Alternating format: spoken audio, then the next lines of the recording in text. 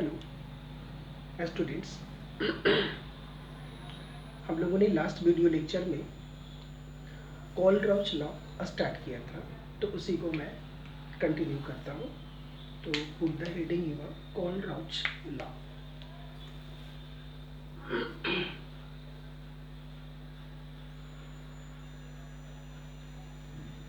कोलराउच law. सबसे पहले ये समझते हैं कि कोलराउच लॉ की जरूरत क्यों पड़ी। वीक इलेक्ट्रोलाइट्स लो कंसंट्रेशंस पे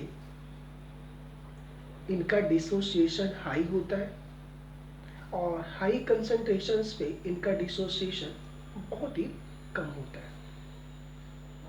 तो जब आप सॉल्यूशंस को डाइल्यूट करते हैं तो इनकी कंसंट्रेशन बहुत कम होती है, और जब आप सॉल्यूशंस को डाइल्यूट करते जाते हैं और अब यदि इस सॉल्यूशन को इनफाइनाइट डाइल्यूशन तक ले जाते हैं तो डाइल्यूशन तो बढ़ता है लेकिन concentration of that solution will decrease.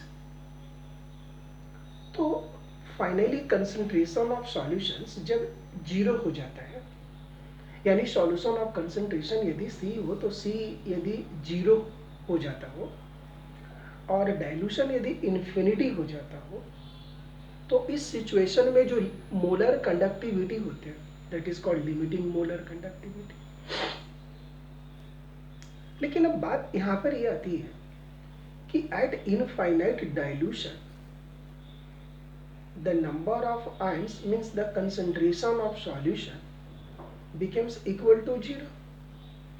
तो जब कंसंट्रेशन से 0 हो गए तो कितने नंबर ऑफ आयंस है पर यूनिट वॉल्यूम ये पता लगाना काफी मुश्किल है,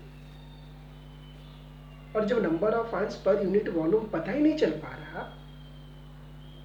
तो फिर कंडक्टिविटी इस सिचुएशंस में कैसे निकालें, क्योंकि conductivity depends on the number of ions. Number of ions concentration यहाँ हो गया 0, तो कंडक्टिविटी इस सॉल्यूशंस की conductivity means the molar limiting molar conductivity eight infinite dilution calculate करना काफी डिफिकल्ट हो जाता है। तो इस डिफिकल्टीज को दूर करने के लिए कोलराउच ने एक लॉ दिया that is called Kohlrausch law, और according to this law the limiting molar conductivity the limiting molar conductivity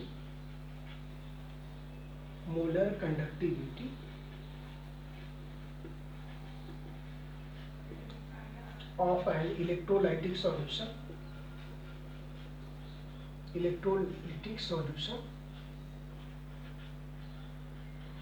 is sum of the limiting conductivity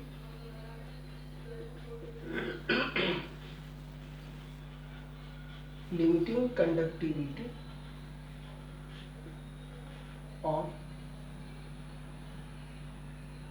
cation and anion each multiplied by number of cations and anions present in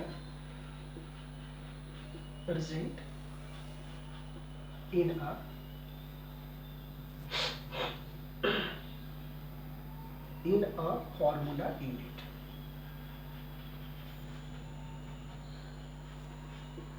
of an electrolytes।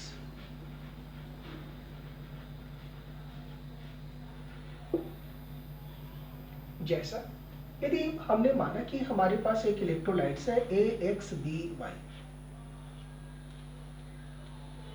इसकी एक 1 formula unit है। इसकी यदि 1 मोल को हमने water में डाल दिया तो ये हो गया XA y plus Y B X minus, ये कटायन है और ये एनायन है। तो यदि इसकी लिमिटिंग मोलर कंडक्टिविटी निकालनी हो, यानी लैम्डा नॉट एम, ठीक है, या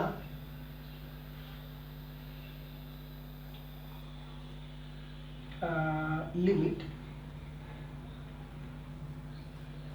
C tends to 0 and dilution tends to infinity at lambda m, and molar conductivity, if C tends to 0 and dilution tends to infinity, that is called limiting molar conductivity, is sum of the limiting molar conductivity of cation, means lambda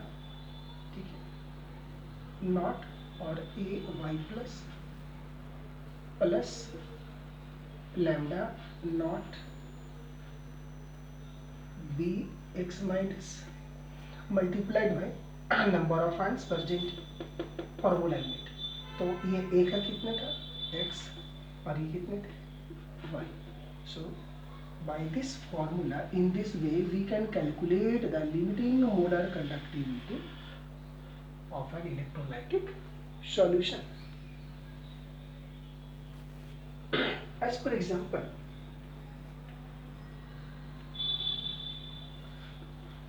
limiting molar conductivity lambda naught m of NaCl, that would be equal to lambda naught Na plus 1 into lambda naught Cl minus, because the number of sodium and chloride ions per formula unit is 1.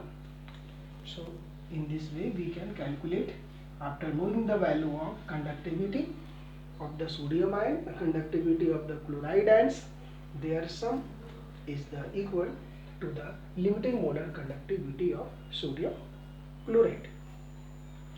अब हम लोग इस पर based कुछ problems करते हैं, तो आपको और भी अच्छी तरह से समझ में आ जाएगी। Equivalent conductivity can also be calculated by Colruyt's law, or this can be written as equivalent conductivity lambda naught equivalent, that is equal to lambda naught cation plus lambda naught anion, means the conductivity offered by cation, conductivity offered by anions. Equation number, this is equation number 1, this is equation number 2, where lambda naught C and lambda naught M are the limiting ionic conductivity of the cation and anion, where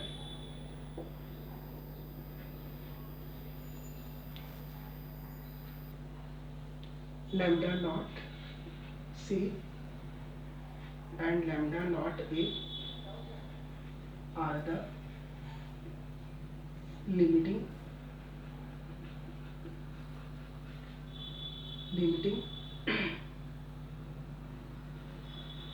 ionic conductivity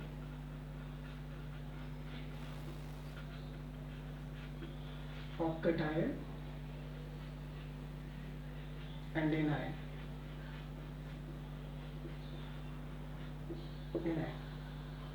अब हम लोग इस पर based कुछ questions करते हैं for better understanding. जैसे देखिए, एक क्वेश्चन है, if the molar conductivity is eight infinite dilution, question is if the molar conductivity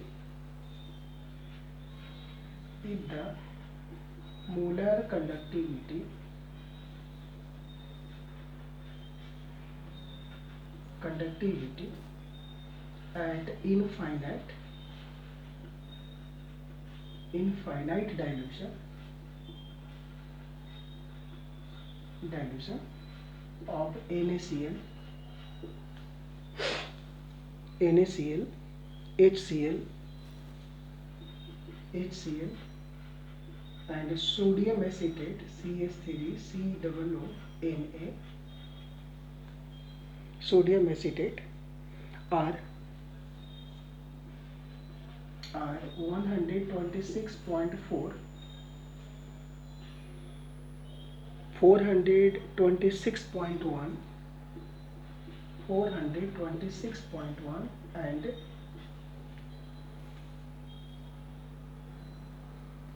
91.0 Simon per centimeter square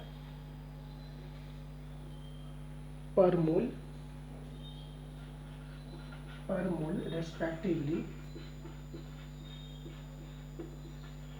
respectively what will be the conductivity of acetic acid?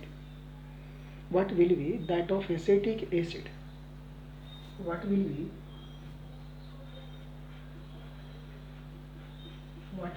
acetic acid? Means यहाँ acetic acid की conductivity, limiting molar conductivity आपको find out करनी है।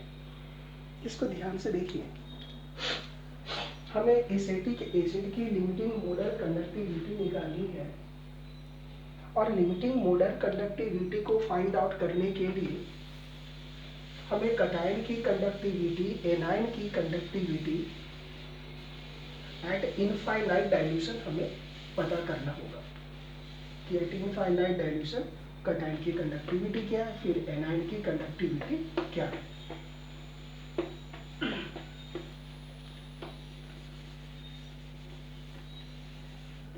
जैसे देखिए,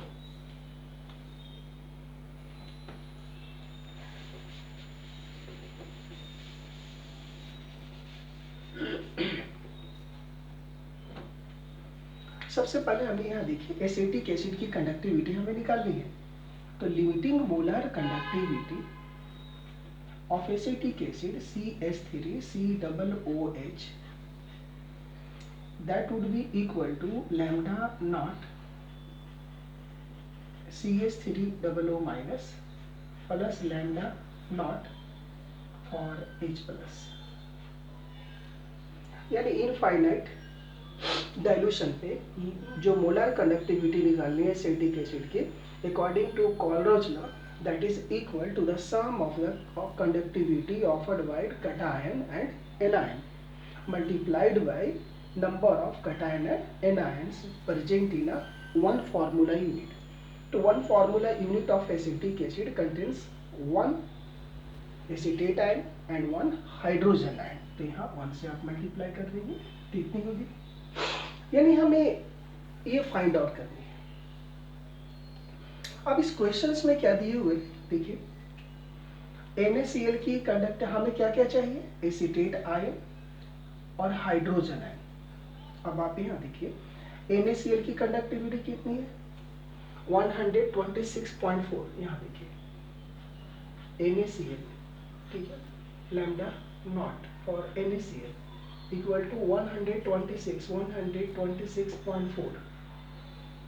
फिर दिया हुआ HCl की लैम्डा नॉट ऑफ HCl ये कितनी दी हुई है 426.1। फिर है ये ऐसे sodium acetate lambda naught sodium acetate mean CH3COONA, इसकी कितनी दी हुई है, अब देखिए 91। आप यहाँ पर ये देखिए हमें किस किस चीज की जरूरत है, एसिटेट आयन। अब इसमें ढूंढिए कहाँ है एसिटेट आयन, यहाँ से आएगा एसिटेट आयन, ठीक है। फिर देखिए हाइड्रोजन आयन वो कहाँ है, देखिए यहाँ है। तो इसे 1 मानिए, इसे 2 मान लीजिए और इसे 3 मान लीजिए। और आप देखिए जिस आयन की आपको जरूरत है वो कहाँ कहाँ है, एक यहाँ है एसिटेट आयन, हाइड्रोजन आयन है, दोनों को क्या करना, सम करना। तो आप 2 और 3 को सम कीजिए और 1 को माइनस कर दीजिए, ठीक है। अब इसका मतलब हो गया therefore molar conductivity of CH3COOH is equal to the molar conductivity of acetate ion CH3COONA sodium acetate plus molar conductivity of HCl minus molar conductivity of NaCl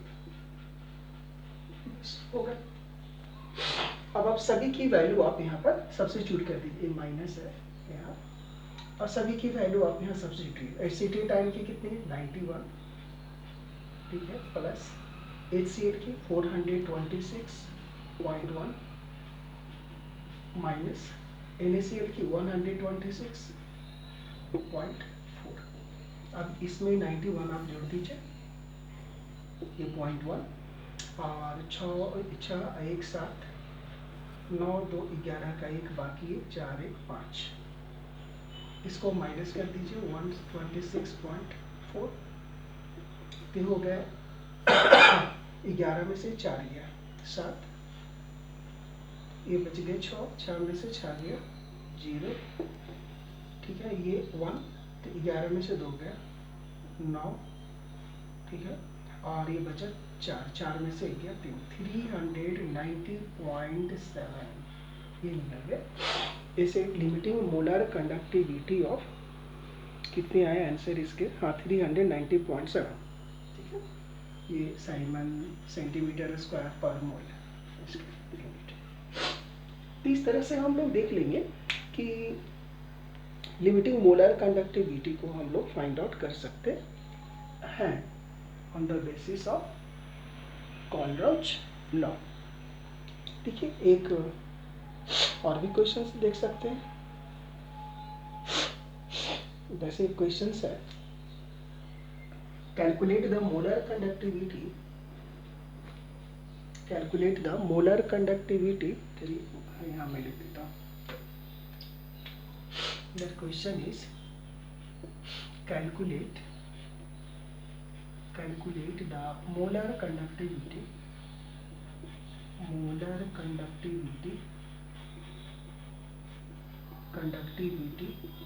right, molar conductivity at infinite dilution।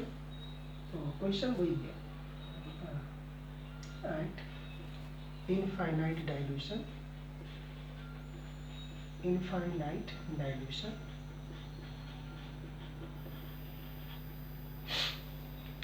of acetic acid CH3COOH,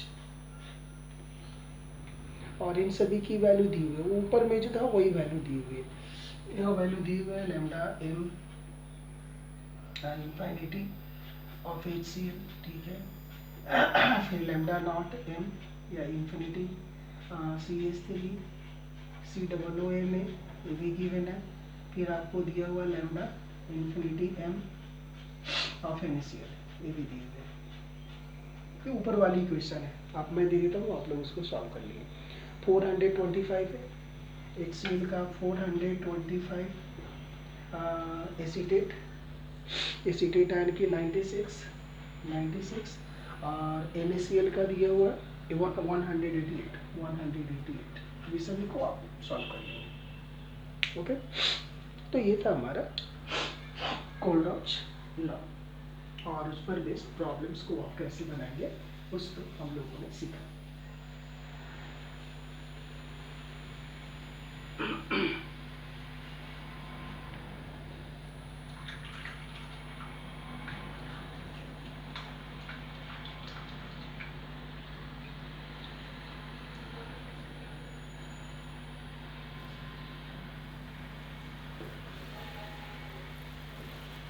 next अब हम लोग सीखते हैं degree of dissociation calculate करना।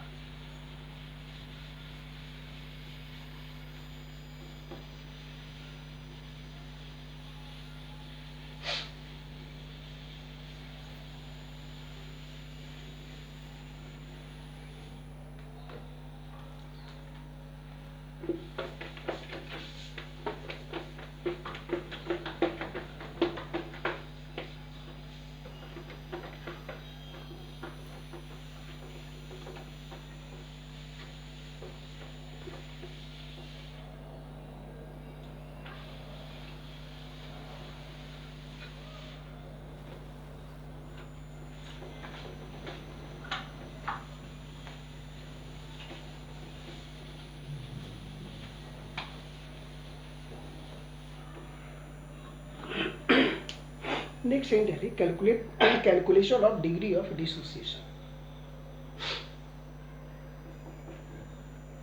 Next calculation of degree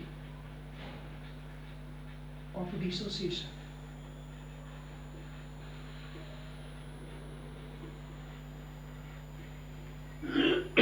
हम लोगों ने degree of dissociation पहले हम लोगों ने निकाला है.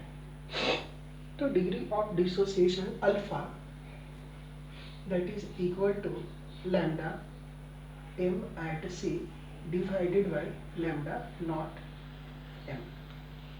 Means the ratio, degree of dissociation is the ratio of the molar conductivity at any concentration means c, ठीक है, divided by the molar concentration at infinite dilution. और इससे हम लोग डिग्री ऑफ डिसोसिएशन को कैलकुलेट कर सकते हैं. नेक्स्ट हम लोग अब निकाल सकते हैं calculation of dissociation constant of a weak electrolyte. हम लोगों ने कैलकुलेट किया है डिसोसिएशन कांस्टेंट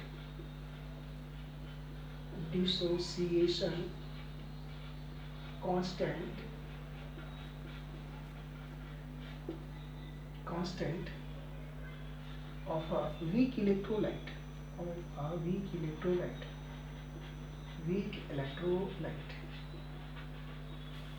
weak electrolyte.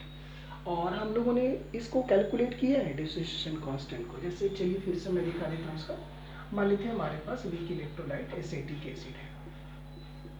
इसको डिसोसिएट कीजिए.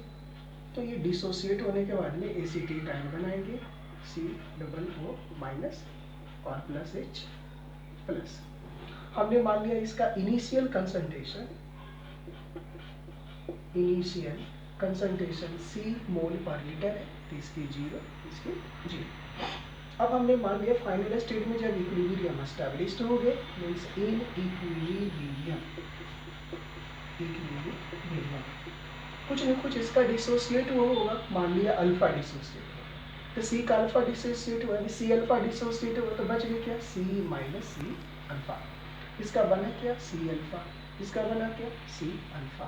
अब यहाँ से therefore K equal to degree of, यहाँ से K equal to dissociation constant K equal to हम लिख सकते acetate ion concentration, hydrogen ion concentration divided by CH3COOH. इन सभी की वैल्यू दे दीजिए. C alpha into C alpha divided by C common ले लीजिए तो 1 minus alpha. C cancel equal to C alpha square divided by 1 minus alpha. तो therefore ये तो एसिड का है ना, तो इसलिए इसको हम लोग, ये तो इक्विलिब्रियम कांस्टेंट ही है ना एक्चुअली में. तो acid constant K equal to C alpha square by 1 minus alpha ऐसा. और अल्फा हमें पता है ऊपर से lambda naught CM divided by lambda naught M. तो इस C की ये अल्फा की वैल्यू यहाँ हम लोग सब्स्टिट्यूट कर करके K की वैल्यू हम लोग निकाल सकते हैं. या हमें यदि C पता है K पता है तो अल्फा भी निकाल सकते हैं यदि हमें ये पता है तो. ठीक है. तो अब इसको हम लोग यहाँ से इसको ये वैल्यू सब्स्टिट्यूट करके यह भी हम लोग फाइंड आउट कर सकते हैं. तो इसे आप याद रखेंगे. ये होगा equation number 2. In this way we can calculate degree of dissociation of a weak electrolyte and dissociation constant. अब हम लोग इसके ऊपर बेस्ड कुछ प्रॉब्लम्स को देखेंगे नेक्स्ट क्लास में.